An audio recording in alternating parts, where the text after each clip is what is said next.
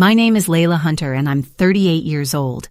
The air was thick with the aroma of roasted turkey and cinnamon as the Hunter family gathered around the long oak dining table.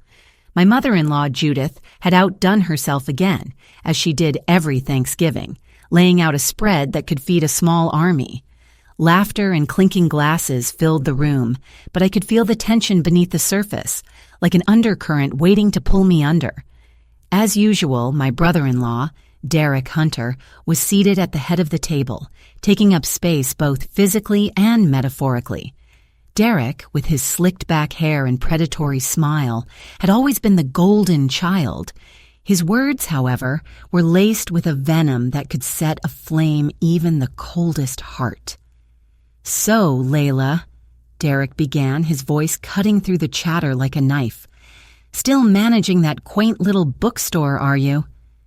His condescending smile drew the attention of everyone at the table. "I mean, with online shopping these days, it must be hard to stay afloat.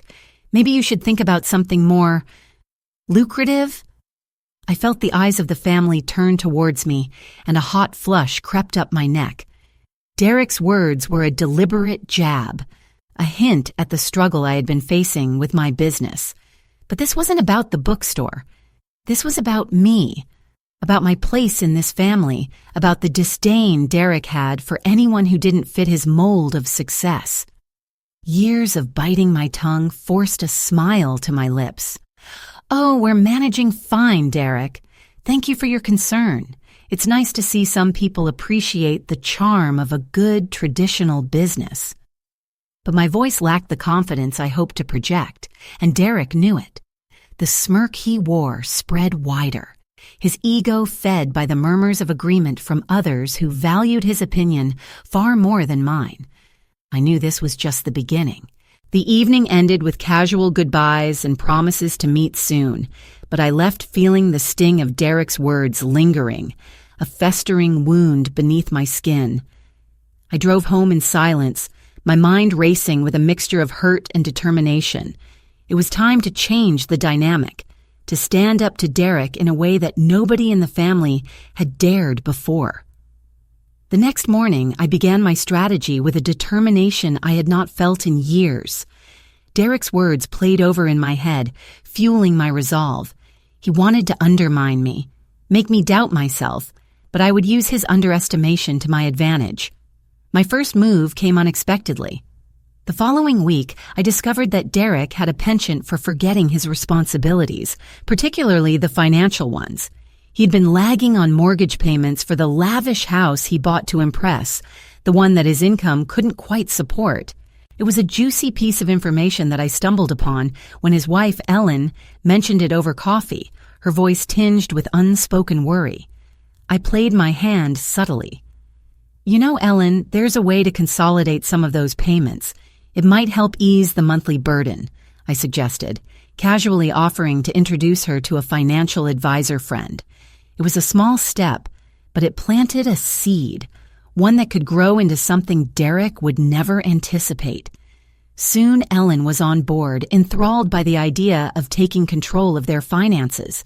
Derrick, however, viewed it as an affront, a challenge to his authority. He was furious, and he knew exactly who had put these ideas into Ellen's head. He retaliated swiftly, launching a stealthy campaign to undermine me at every turn. My bookstore, a sanctuary of paper and ink, became his new target. Derrick leveraged his connections, whispering into the ears of local suppliers, convincing them that my business was a sinking ship. Deliveries were delayed, orders mysteriously canceled, and the subtle chaos threatened to push my store over the edge. Sitting in my office, the reality of Derrick's influence hit me hard, but despair quickly turned to cold, calculated determination. Derrick might have wealth and connections, but I had something more potent knowledge. I began reaching out to my loyal customers, personalizing my approach, crafting a community around my store that no amount of sabotage could dismantle. I organized book readings, author signings, and community events that drew people in droves, breathing life back into the business. Slowly, the tide turned. Customers returned, drawn by the warmth and intimacy of a store that felt like home in a way no online retailer could replicate. Derrick, realizing his plans had been thwarted, decided to escalate further. He began spreading rumors, not just about my business, but about me. Whispers of my supposed instability and unreliability reached the family, sowing seeds of doubt and mistrust.